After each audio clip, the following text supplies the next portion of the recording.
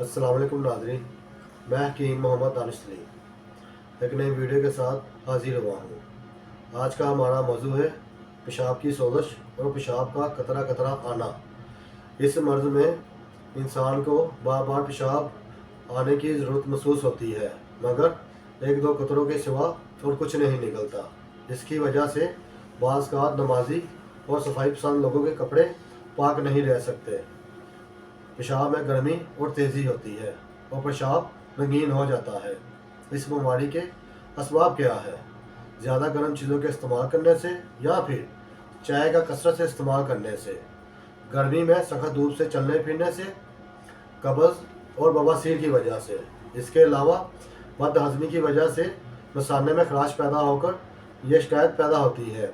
औरतों में हमल की किसी भी बीमारी से यह शिकायत पैदा हो जाती है। इसकी अलामत क्या है? पेशाब सुर्ख, जर्द माइल और जलन के साथ आता है।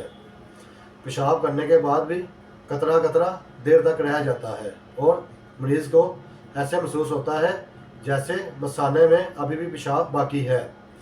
इस बीमारी से बचने के लिए मैं आपको एक नुस्खा बताऊंगा, जिसके इस्तेमाल करने से इंशाअल्लाह बहुत जल्द फ़ायदा हो जाएगा। नुस्खा नोट कर लें।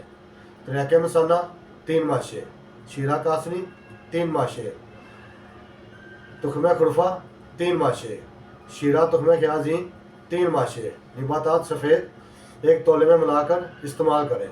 इसके अलावा एक और नुस्खा नोट कर लें।